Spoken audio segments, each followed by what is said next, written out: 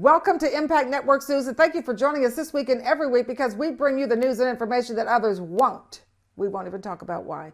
Let's start with a commentary. Folks, the U.S. Supreme Court has been hijacked by right-wing extremists, and we all know it. It's time we took our court back, people, all right? This seemingly inevitable abortion ruling we've got coming up is a stark example, okay? The whole country wants abortion rights, but 4 to 5 justices don't, so we all have to suffer and have our lives turned upside down. How dare them try and take away a woman's right to police her own body, as Vice President Kamala Harris has said. We are not going back, so y'all figure it out. We're not going back. How about that? It's time to enlarge the number of justices on the U.S. Supreme Court so that it actually cares about the people, all the people, okay? And not just Roman Catholics, by the way, because did you know most of them are Roman Catholics? That's right. Got to have everybody. There have been 114, pardon me, there have been 114 justices on the U.S. Supreme Court, and 110, 96.5%, have been men, and all of them were white and of European heritage. Then came Thurgood Marshall. Since then, only 3 non-white justices have served on the court. First, there was Clarence Thomas in 1991, and he's dubious. Then Sonia Sotomayor in 2009, appointed by Barack Obama, and now Ketanji Brown Jackson in 2022. It wasn't until 1981, you should also know, that America finally got its first woman on the court. There has never been a justice with any Asian, Native American, Caribbean, or Pacific Islander heritage. No Supreme Court justice has ever identified himself or herself as anything other than heterosexual, so no gender identity of diversity. And even though there are lots of religions practiced in the U.S., and many of them have sizable followings, the following religions have never had a member appointed to the U.S. Supreme Court. We're talking Mormons, Pentecostals, Muslims, Hindus, Buddhists, and Sikhs, folks. And the last justice, just so you know, who served in the military during wartime was John Paul Stevens, and he retired 10 years ago. Oh, no. So it is time. We have to unpack the Supreme Court, and we have to put enough people, the number of justices on the court, to be able to reflect the true diversity and the true concerns of our nation, because newsflash, justices, most Americans are for a woman's right to choose. Just because Amy Coney Barrett and Brett Kavanaugh, they were so lucky. They slid in under such dubious circumstances. You know they're not qualified, because if they were qualified, they'd have stood up and gotten on the court just like everybody else. Okay, this is our country, our government, our court, and we must insist that it represents our country, which it does not right now. And since our country is so diverse, the court is too small in number to be able to reflect the true diversity of the country. We need a larger court so that we can get the benefit of the thinking of everyone. And that is critical. It turns out thinking does count, although the Republicans haven't figured that out yet. I'm Carol Angela Davis. Stay tuned. I got your headlines, your news, you're missing. Also got your slave word, Ask Dr. K, crypto convos, and the international report. Stay with me. Here are your headlines for the day. The water shortage crisis in America is getting worse, plus an apology from Jamaican Maroons. Then more disparity in how blacks and whites are treated when wrongly voting, plus more serious climate issues. Then Alabama can't wait to build more prisons. You know Alabama, they haven't changed a bit. And stay at a black-owned hotel. There are a lot of them. Stay with me. Okay, here are your news stories. Folks, imagine voting for your dead mom. It's called cheating. Now imagine not going to jail for it. That's called being white in America. That's right, from Arizona, where a white woman has avoided jail for voting her dead mom's ballot. She is 64-year-old Tracy K Mckee. She got sentenced to 2 years of felony probation, fines, and community service, even though the prosecutors wanted her to go to jail for at least 30 days because they said she lied to investigators and demanded that those who vote wrongly should be held accountable. Now, contrast that to African-American Pamela Moses. You remember her. She was sentenced to 6 years in prison for trying to register to vote despite a felony conviction, even though state officials in Tennessee said they were the ones who made the mistake that made her think she could vote. Whew. Then let's go to Alabama, which wants to lock up more people because that's just what Alabama does. They want to do it, though, in new facilities, and we all know what that means. Black and brown going down. Alabama officials have signed a contract to build a new state prison, and they're getting $400 million from pandemic relief funds to get that job done. That's where your money's going. Did you know that? All right, it's all part of a $1.3 billion prison construction plan that includes a new women's prison. Wow, I guess you got to lock up all those women who try to get abortions after you changed that abortion law, now that the Supreme Court has done its dirty work. Whew. Boy, I'll tell you. Alabama claims the new prison will provide enhanced medical and mental health facilities. Yeah, okay. Tell us anything. All right, let's go to the water shortage problem in Southern California, which is so bad now that outdoor watering has been restricted to just 1 day a week. Folks, it affects millions in Los Angeles, Ventura, and San Bernardino counties, where residents are being supplied by a very stressed system of canals, pipelines, reservoirs, and hydroelectric plants called the State Water Project. That water project supplies water from the Sacramento-San Joaquin River Delta to 27 million Californians and 750,000 acres of farmland. Now, those restrictions are going to take effect in June, and it couldn't come at a worse time because California's snowpack is rapidly disappearing. It's now at just 35% of normal for this time of year, and more than 95% of California is experiencing severe drought.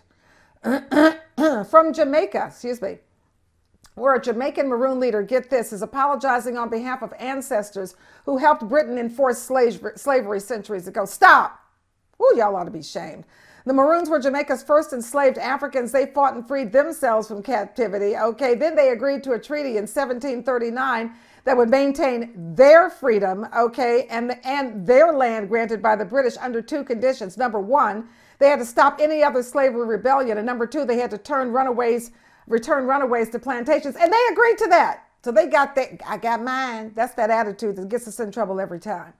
All right, the British government rewarded them with about 30 shillings or $1.95 today per fugitive, and they took the money. Y'all took the money. Y'all ought to be shamed.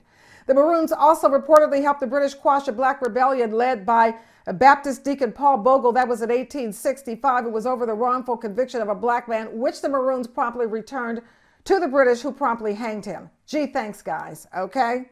All right. It's just really, really sad. And we hope you keep apologizing, because this is a problem in our culture. I got mine. You can't get yours. Oh, there's enough for everybody. Never forget that. All right. You should also know that the crucial and life-sustaining tropical forests that around the world were destroyed at a rate of 10 soccer fields a minute last year. The worst happening, of course, in Brazil. The area of tropical forest destroyed in 2021 was enough to cover the entire island of Cuba. Oh, that's gone. Okay. And guess what? We got a double hit against the climate, because the destroying of these forests just sends more CO2 into the atmosphere. And they actually sent more CO2 into the atmosphere than India does in an entire year from burning fossil fuels. Okay, we're talking 11.1 million hectares. That's around 43,000 square miles of forest destroyed, predominantly by fires and logging. And that is the word from the World Resource Institute's Global Forest Watch and the University of Maryland.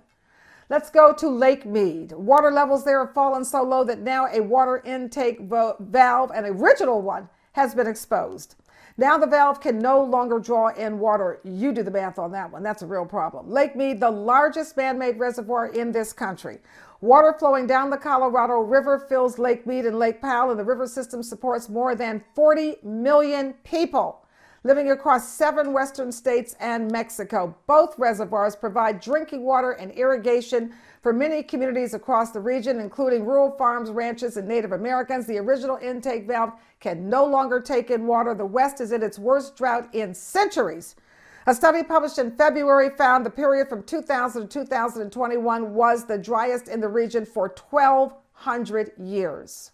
Whew. Now, let's talk about your air quality, because if you're a person of color, your air quality is also bad.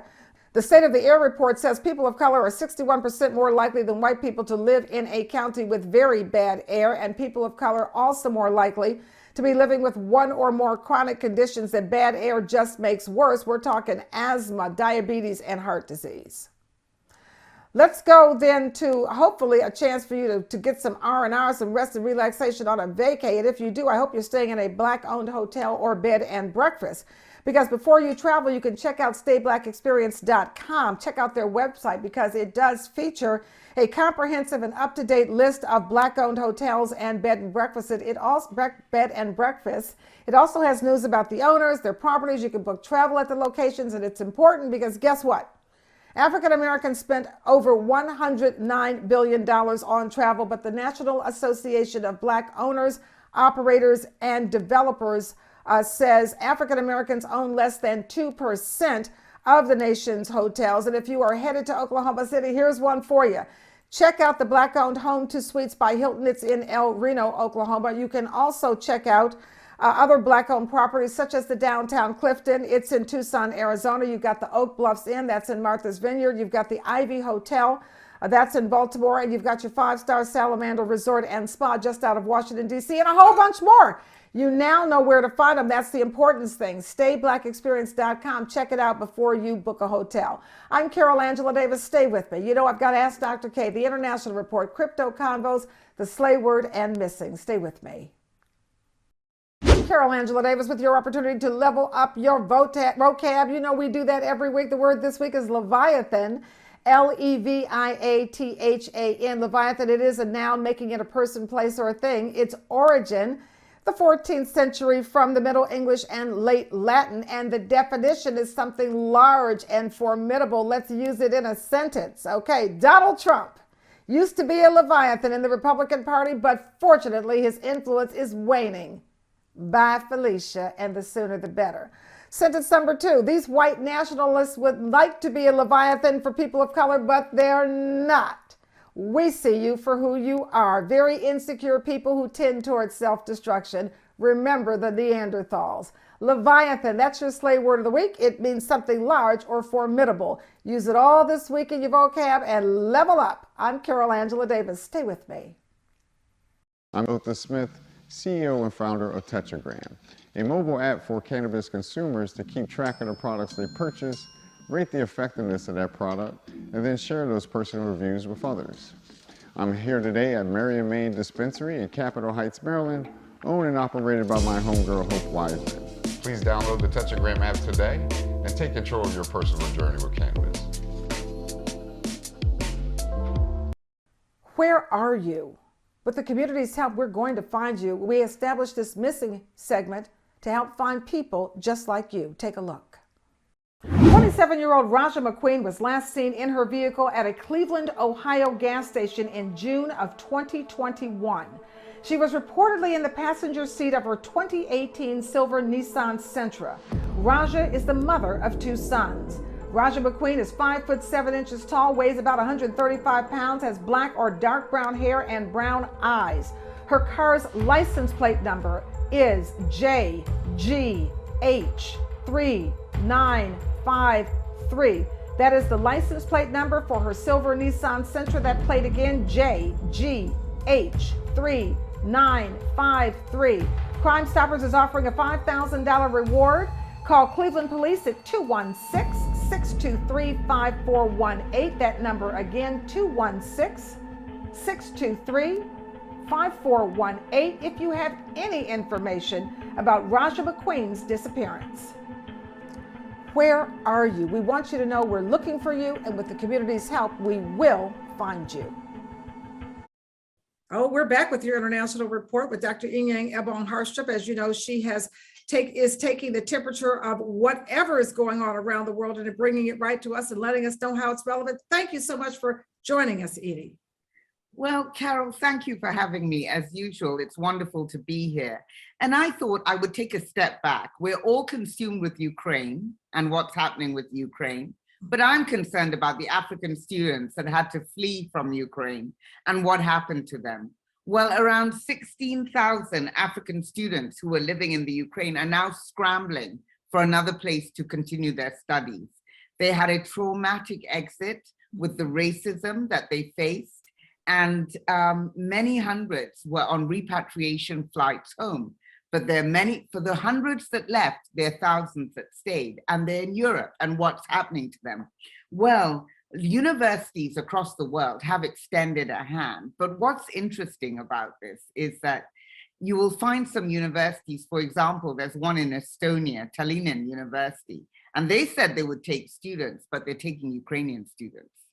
So they're taking them without the usual checks and balances, but for foreign students or African students, they have to go through the regular procedures. So you can see the double standard there. Meanwhile, their governments are trying very hard to make deals with other countries. Hungary has said that they will take some students, and they will take around 2,000. They've received, 2,000 applications, but they will take some.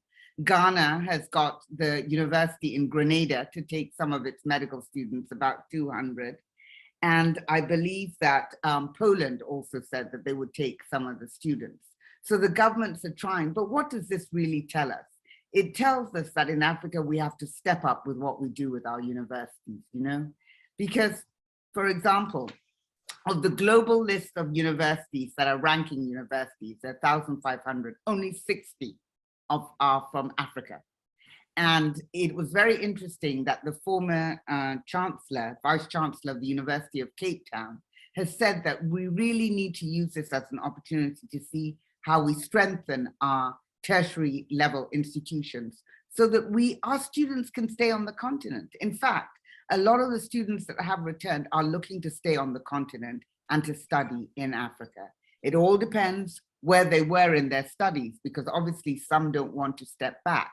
But for those that have not gone very far, it's a welcome opportunity to stay in Africa. It's so interesting, and I hope you'll keep us updated on where these students end up. And we are bringing the Ukrainians here, 100,000, to the United States. We want to make sure that they understand this is a multicultural, diverse society, and it has to be respected as such. I'm Carol Angela Davis. This is Dr. Inyang Ebon Harsha. Thank you so much for joining us, Ini. We'll see you next week. Thank you, Carol. See you next week. Thank you. We are here with Crypto Convos with Lionel the Builder Sapp, and boy, I'll tell you, this crypto is taking over. Lionel, what is happening today? Hi, thanks for having me again. And once again, the topic of this week will be another one of those signs, like I said, where you can tell that Bitcoin is here to stay. It really is an investment for the future. And that is that Fidelity Investments Management, the biggest IRA portfolio management company in the world, is offering for you to put 20% of your IRA into Bitcoin. And what that is going to do, it's going to bring trillions of dollars into this industry, into this market. And it's a huge sign that Bitcoin is a safe investment for the future. That is truly amazing. What are you buying with that in mind? With that in mind, I'm buying Algorand, which is one of those ones that I mentioned in a couple episodes earlier, that they're tied to XRP, HBAR, Quant, all of the what they call the central banking infrastructure coins. And these are coins that the government is using that have real use cases in the future. And Algorand is basically the Ethereum of that group. So, and it's still under $1. And they just announced a partnership with the World Cup with soccer, and out of all the ones that I mentioned, they're the lowest. So with the whole market being red, when they made that announcement, Algorand was up. I think it was 25%. The market is still not inside a healthy place right now, but is in a great place to buy. If you're thinking long term, if you're thinking 2025 and the future, this is a great buyer's market. And of course, Lionel's not giving you your own investment advice. He's telling you what he does, and you do what you do. Thank you, Lionel. So interesting. You have really brought us through this whole crypto thing, given us so much good information. So we really thank you for it. We'll see you next week. I'm Carol Angela Davis. This is Lionel the Builder Sapp with your Crypto Convo. Thanks, Lionel. Thank you. Bye. Closing out the show, as we always do, with Dr. K and your longevity. Welcome, Dr. K. Thanks for having me. Well, today it's the middle of May, or getting close to the middle of May. But anyway, most places in the country and in Canada are either have planted their garden or have reached the moment of the last frost. So now let's talk about a garden. I planted mine, and we saw the warning about cooking oil. It is sunflower oil, one of the hateful eight. But anyway, we saw the warning that said, watch out for your use of cooking oil. So we know that with all this strife around the world and things happening, we know that our food supply is actually threatened. We saw it during the pandemic. We know we're growing enough food in the world, but we also know that we can take our backyard and we can make it into something that can serve the needs of ourselves and our family. I firmly believe in the teachings of Dr. Sebi, and I do believe that an alkaline-based diet is best for people of African descent. So in my garden, I planted squash, zucchini, eggplant, okra, and then I planted a lot of herbs, and then I planted carrots and onions and garlic and Brussels sprouts. Now, those are not necessarily on the Dr. Sebi list. The other thing I want to talk about that garden is for that tomato plant, I bought a fairly mature one that cost me about $4.99. Think about how many tomatoes I can get from that plant when we talk about wealth building, when we talk about our health, our well-being, pesticides. We forgot to talk about economics. How many squash can I get? I bought a package of carrot seeds for $1.98, and I probably planted 12 little pods for seeds. I'll see how many come into fruition, but think about how many carrots I can get for $1.98. So people, it's time to go out there, no matter how big or small your patch of land is, and plant your garden, supply your food needs as much as you can. It's cheaper, it's better for us, it increases our longevity. And this is just something that we probably should have been doing all along, but we really, really, really have to do now. Thanks for having me. Thanks, Dr. K. Real quick, because I know you talk, and we have about 10 seconds left, and you talk a lot about, you know, your herbs and stuff, and a lot of those, I think, can be grown inside, can't they? They can be grown inside. They can be grown in pots.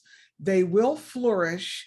And again, you know, if you go to the herb aisle, they're very chemical laden and they're very expensive. And when you think about growing your own herbs, it's not the individual herbs. It's also that you can make rubs, you can dry them, make all kinds of combinations that you see in some of the, you know, discount stores. You know, you could do those yourself. And so it's a very economical way of eating. Herbs increase your longevity. They provide us with nutrients and oxidation and things like that that we don't really even think of. Herbs are very important. Thank you so much. Let's ask Dr. K, working on your longevity. We hope you are working on your longevity as hard as Dr. K is working on your longevity. I'm Carol Angela Davis. Thank you, Dr. K. Thanks for having me. Thank you. And for all of us here at Impact News, we thank you for watching, and we'll see you next week with more important information that you're not getting in other places. Don't ask why, just watch us. I'm Carol Angela Davis. See you next week.